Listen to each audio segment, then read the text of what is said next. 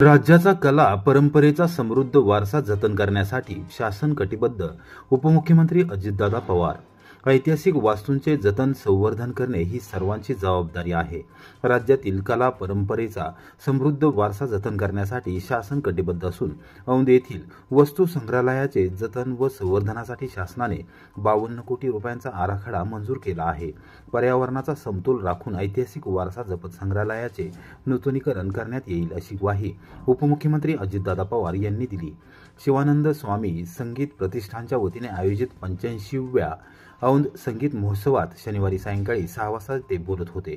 मदत व पुनर्वसन मंत्री मकरंद आबा पाटील, सातारा जिल्हा मध्यवर्ती सहकारी बँकेचे चेअरमन खासदार नितीन काका पाटील, आमदार सचिन पाटील, पुणे मेट्रोचे व्यवस्थापकीय संचालक श्रावण हर्डीकर, जिल्हाधिकारी संतोष पाटील, जिल्हा परिषदेच्या प्रशासक तथा मुख्य कार्यकारी अधिकारी यास्नी नागराजन, पोलीस अधीक्षक तुषार दोशी, संस्थेचे सचिव अरुण कशाळकर, पंडित सुरेश तळवळकर, उल्हास कशाळकर, प्रभाकर घारगे आदी यावेळी उपस्थित होते.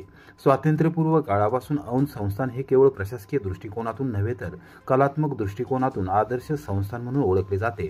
संगीत, साहित्य, नाट्य, चित्रकला आणि नृत्य या सांस्कृतिक क्षेत्रांना औंध संस्थांनी राजाश्रय दिला. त्या काळातील दूरदृष्टी ही अत्यंत महत्त्वाची होती. स्वर्गीय यशवंतराव चव्हाण सातारच्या भूमीमध्ये जन्माला आले. साहित्य, कला, संस्कृती, क्रीडा आदी सर्व क्षेत्रात येणाऱ्या असुविधा सोडवण्यासाठी प्रयत्न करायचा हा त्यांचा विचार घेऊन शासन काम करत आहे असे सांगून भविष्यात शिवानंद प्रतिष्ठानला संगीत सेवा निरंतर चालू ठेवण्यासाठी निवासी गुरुकुल निर्माण करण्यासाठी सर्व सुविधा पुरवून सर्वतोपरी मदत करण्यात येईल असेही त्यांनी स्पष्ट केले. उपमुख्यमंत्री पवार यांच्या हस्ते शिवानंद स्वामी संगीत प्रतिष्ठानच्या रियाज स्मरणिकेचे प्रकाशन करण्यात आले. औंधच्या या ऐतिहासिक आणि सांस्कृतिक आणि पवित्र भूमीमध्ये आज हा 85व्या औंध संगीत महोत्सवाच्या निमित्तानं एक सुरांच्या या मंदिरामध्ये उपस्थित असलेल्या सर्व मान्यवरांचं, स्वरांच्या साधकांचं, उपस्थित कलाकारांचं, संयोजकांचं आणि संगीत रसिकांचं मी मनापासून महाराष्ट्राच्या 13 कोटी जनतेच्या वतीनं स्वागत करतो.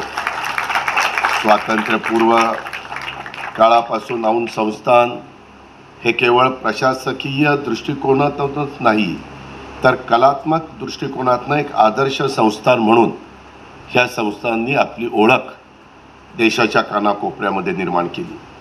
आज सुद्धा आपल्या महाराष्ट्राच्या सांस्कृतिक नकाशावर ही ओळख तुम्ही जर बारकाईनं बघितली तर आजही तुम्हाला ती पाहायला मिळेल.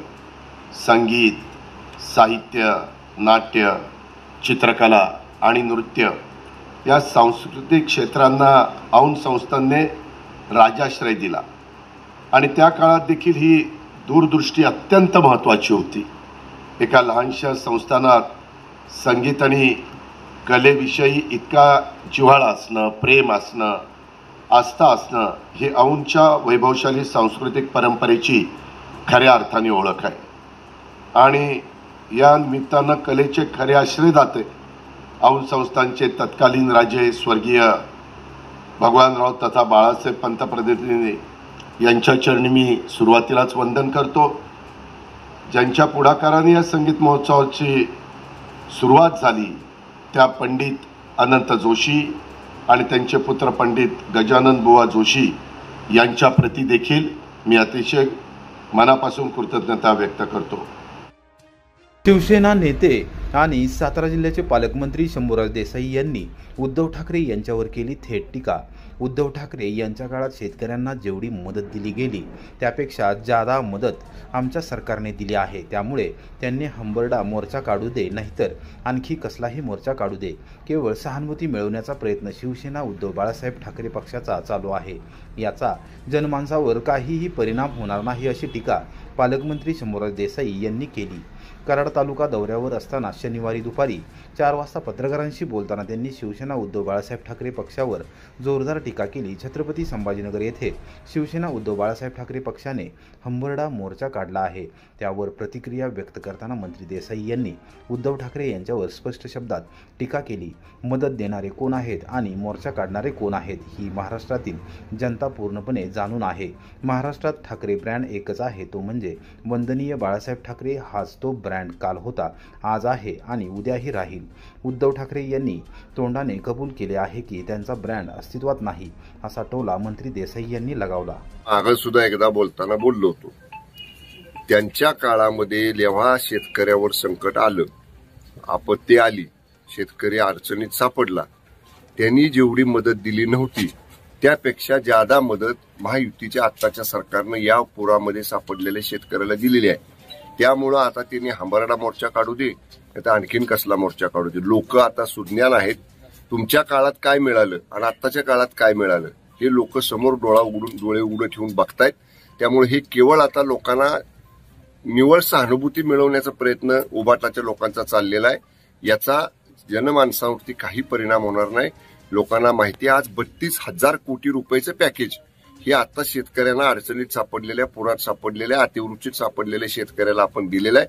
त्यामुळे निश्चितपणे महाराष्ट्रातला शेतकरी मदत देणारे कोण आहेत आणि केवळ अशा पद्धतीचे मोर्चे काढणारे कोण आहेत हे जाणून आहे. स्थळ पाणी करण्याचे आदेश जिल्हाधिकाऱ्यांना माननीय मुख्यमंत्र्यांनी, दोन्ही माननीय उपमुख्यमंत्र्यांनी दिलेले आहेत.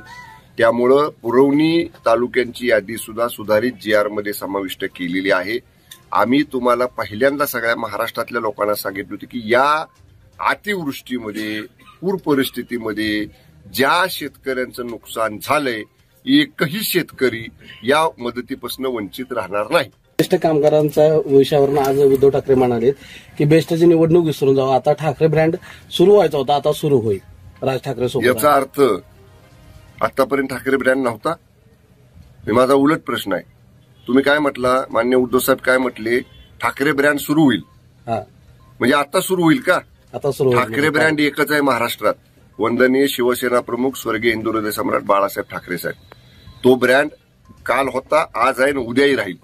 आता त्या नावाखाली हे जे कोणी स्वतःचं नाणं चालवायचा प्रयत्न करतायत, गर्दीत दुंडा पैसा चालवणं ज्याला म्हणतो, त्याचा काही उपयोग होणार नाही. त्यांनी स्वतःच्या तोंडानं कबूल केलं ते बरं झालं की अजून आमचा ठाकरे ब्रँड सुरू झालेला नाही. याचा अर्थ त्यांचा ब्रँड अस्तित्वात नाही हे एक प्रकारे त्यांनी मान्य केलं. शिरवळ परिसरातील उद्योगांना आणि कारखानदारांना मिळणार पोलिसांची मदत, त्रास देणाऱ्यांवर होणार थेट कारवाई. सांगवीत महत्त्वपूर्ण बैठक. सातारा जिल्ह्याच्या प्रवेशद्वारावर असलेल्या शिरवळ परिसरातील उद्योग व्यावसायिकांना पूर्णपणे संरक्षण दिले जाईल. त्यांना विनाकारण त्रास देणाऱ्यांवर कायद्यातील तरतुदीनुसार कारवाई केली जाईल. तक्रारदारांनी पुढे येऊन तक्रार करावी जेणेकरून कारवाईमध्ये अडचण येणार नाही, अशी माहिती फलटणचे उपविभागीय पोलीस अधिकारी विशाल खांबे यांनी दिली. पोलीस अधीक्षक तुषार दोशी, अप्पर अधीक्षक डॉ. वैशाली कडूकर यांच्या सूचनेनुसार खांबे यांनी शिरवळ पोलीस ठाण्याच्या हद्दीत असलेल्या सांगवी येथील चोरडिया इंडस्ट्रीयल पार्कमधील विलो मॅथर कंपनीच्या कॉन्फरन्स हॉलमध्ये शुक्रवारी दुपारी 1:30 वाजता बैठक घेतली. त्यावेळी उद्योग व्यावसायिक व कंपनी व्यवस्थापकांशी संवाद साधताना खांबे बोलत होते. पोलीस निरीक्षक यशवंत नलवडे, सुनील शेळके यांच्यासह रस्ते विकास महामंडळाचे मुख्य अधिकारी घंटे यावेळी उपस्थित होते. यावेळी 67 कंपन्यांचे प्रतिनिधी, मालक व व्यवस्थापक उपस्थित होते. त्यांनी आपापल्या अडचणी मांडल्या, पोलीस दलांकडून असलेल्या अपेक्षा व्यक्त केल्या, तसेच महामार्गावरील वाहतूक कोंडी, अतिक्रमणे याचा उद्योगधंद्यांना कसा फटका बसतो याची सविस्तर माहिती दिली. खांबे यांनी उद्योग व्यावसायिकांनी कोणालाही न घाबरता लेखी स्वरूपात तक्रार दाखल करावी. त्रास देणाऱ्यांवर कायदेशीर कारवाई केली जाईल. यापुढे कोणत्याही कंपनी व्यवस्थापनाला गुन्हेगारी प्रवृत्तीचे लोक त्रास देणार नाहीत याची दक्षता पोलीस दलाच्या वतीने घेतली जाईल. वारंवार त्रास देणाऱ्या व्यक्तींची पोलिसांना माहिती द्यावी, त्याचे रेकॉर्ड तयार करून त्यांच्यावर कायदेशीर तरतुदीद्वारे प्रतिबंधात्मक कारवाई केली जाईल, अशी ग्वाही विशाल खांबे, यशवंत नलवडे व सुनील शेळके यांनी दिली. रस्ते विकास महामंडळ दिवाळीनंतर रस्ता रुंदीकरणाचे काम सुरू करणार असल्याचे मुख्य अधिकारी घंटे यांनी सांगितले. अरविंद रंगनाथ काळे यांची फलटण शहर पोलीस निरीक्षकपदी नियुक्ती, हेमंत कुमार शहा यांची बदली. फलटण शहर पोलीस ठाण्याचे पोलीस निरीक्षक हेमंत कुमार शहा यांची जिल्हा अंतर्गत बदली झाली असून त्यांच्या जागी अरविंद रंगनाथ काळे यांची पोलीस निरीक्षक म्हणून नियुक्ती करण्यात आली आहे. पोलीस अधीक्षक तुषार दोशी यांनी शुक्रवारी रात्री उशिरा 9 वाजता याबाबतचे आदेश पारित केले आहेत. हेमंत कुमार शहा यांची सातारा येथील आर्थिक गुन्हे शाखेच्या निरीक्षकपदी बदली करण्यात आली आहे, तर अरविंद काळे यांच्याकडे फलटण शहर पोलीस ठाण्याचा पदभार सोपविण्यात आला आहे. फलटण नगरपालिका निवडणूक तोंडावर असताना झालेल्या या महत्त्वपूर्ण बदलीमुळे शहरातील राजकीय वर्तुळात विविध चर्चांना उधाण आले आहे. खटाव तालुक्यात पुसेगाव नजीकच्या कटगुण गावात पूर्व वैमनस्यातून तरुणाचा निर्घृण खून, आरोपी गजाआड. खटाव तालुक्यातील कटगुण येथे शनिवारी सायंकाळी 5 वाजण्याच्या सुमारास पूर्व वैमनस्यातून बबलू मनोहर जावळे वय 40 राहणार कटगुण याचा खून करण्यात आला. पुसेगाव पोलिसांनी संशयित आरोपी दीपक वामन जावळे याला तातडीने ताब्यात घेतले आहे, अशी माहिती सहाय्यक पोलीस निरीक्षक संदीप पोमन यांनी रात्री उशिरा 9 वाजता दिली. कटगुण गावाच्या पूर्वेस धारपुडी रोडवरील मार्की शिवारात खुनाची घटना घडली. बबलू जावळे आणि दीपक जावळे यांच्यामध्ये काही दिवसांपासून पूर्व वैमनस्य होते. शनिवारी पुन्हा एकदा वाद वाढताच दीपक वामन जावळे याने बबलू मनोहर जावळे याच्या घरासमोर जाऊन त्याच्या डोक्यात भरीव कळकाचे दांडके मारून त्याला गंभीर जखमी केले.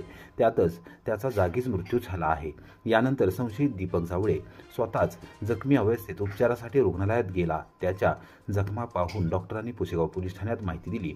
पोलीस पाटील जयश्री गोरे यांनी देखील पोलिसांना घटनेची माहिती दिली. सहाय्यक पोलीस निरीक्षक संदीप पोमन, सहाय्यक फौजदार सुधाकर भोसले, दीपक बर्गे, चंद्रहार खाडे, हवालदार योगेश बागल, तात्या ढोले, विपुल भोसले, अशोक सरक, नेहा कोळेकर, पोलीस कॉन्स्टेबल दर्याबा नरळे, बापूराव नवरे, जायकर, अमृता चव्हाण, प्रणिता वाघ यांनी तसेच कोरेगावच्या उपविभागीय पोलीस अधिकारी राजश्री तेरणी यांनी घटनास्थळी धाव घेतली. यावेळी श्वान पथक, ठसेतज्ञ आणि फॉरेन्सिक लॅबचे पथक देखील घटनास्थळी दाखल झाले.